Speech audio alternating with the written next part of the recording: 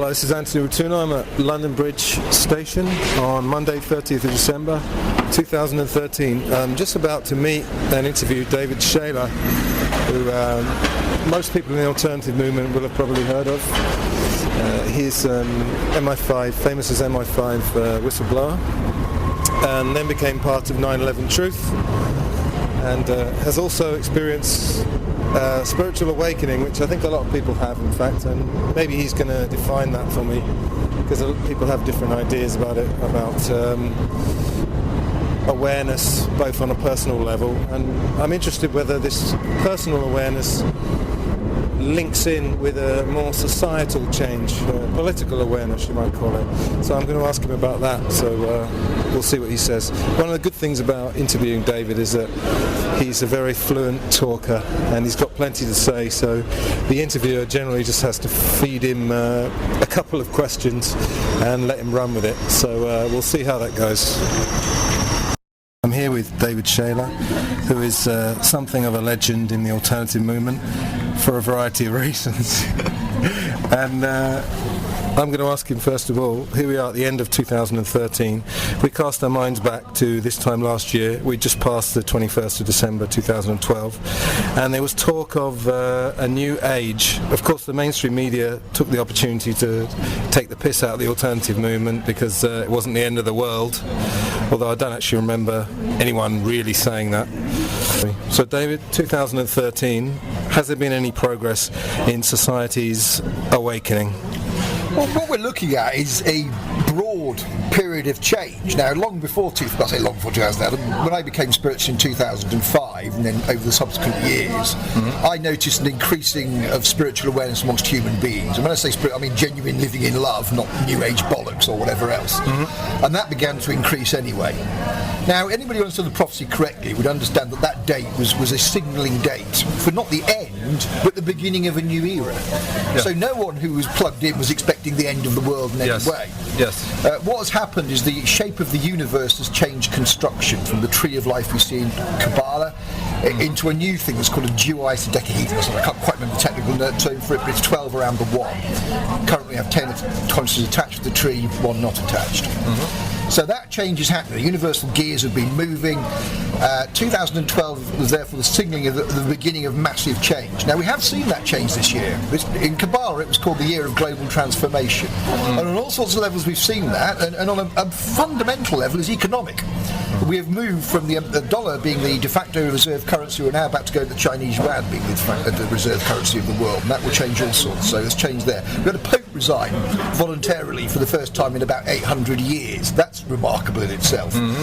So, we've seen all sorts of peculiar stuff with the weather as well, even to the extent that, in the run up to Christmas we had sunshine here and they had thick snow in the Middle East. So someone's showing us that something is fundamentally changing. So those changes have happened. There's always been an idea that there would be a point where there would be some kind of enormous change, and I think we are in a sense building up for that. If you understand the nature of changing consciousness, it begins at the top and cascades down, but of course to start with it's only a minority of people, so there's lots of resistance to it, and that's what's happening at the moment with the forces of darkness, the New World Order, or the Zionists, whatever you want to call them, have been resisting this. But there always comes, when you have that period of momentum, that there will be the crashing of the wave kind of thing, the breaking of the wave. And I think that breaking of the wave is going to happen about 2016 basically. It was the only other date I got in my revelations apart from 2012 was 2016. And could you just comment briefly on some of the news stories?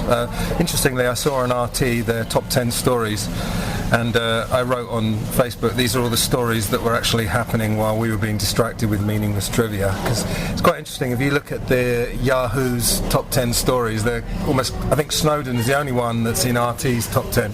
Could you just comment briefly on the Snowden, Bradley Manning and Syria stories, and how significant were they? Well, let's just take, that's obviously part of the age of change is with the whistleblowing as well. We seem to have, obviously whistleblowing existed prior to 2012, but again it seems one of the things that's gathering momentum basically. And you're quite an authority on that, obviously. Well, I had an amazing moment when I logged onto my computer one day and saw this Guardian thing about some whistleblower from the US, and suddenly I'm watching this thing on the screen of a guy who's in an undisclosed hotel room who's taken some documents and he's blowing the whistle on the intelligence services. And I just did a double take, because that was me 16 years ago in the Amstel Hotel in Amsterdam talking to Newsnight, basically. Okay. So Snowden, yes. And I believe Snowden's a genuine guy. Some people have criticised his motives. I mean, obviously he's taken a massive risk with his own life to expose the evil that is going on, and this is evil. People say he's a traitor. No, he's not. He's a hero. He's betraying a form of tyranny, and as Thomas Jefferson says, a rebellion against tyrants is obedience to God, basically. The systems we live under at the moment are defrauding people, so he's perfectly entitled to do that. The treatment of Bradley Manning, or Chelsea Manning as she now is, has been absolutely appalling. Again, she has revealed some of the greatest human rights violations committed by the US federal government, including keeping innocent people in Guantanamo Bay, covering up torture, all sorts of stuff. These are things we have a right to know, and exposing the real criminals in society. So that is obviously part of the change. But the biggest change I think we could see at all is the fact that Parliament rejected government policy for the first time. Well, people obviously say in the past Parliament didn't vote on wars, but they usually had to okay foreign policy. And there's been a handful of occasions in British history when a Parliament has stood up to a government about foreign policy.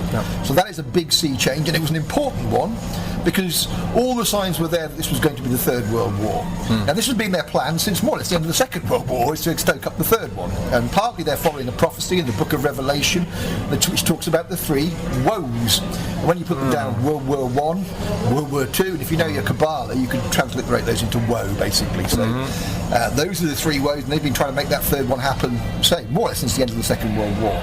And Syria was a big point, because they were trying to cover up the failure of their economy.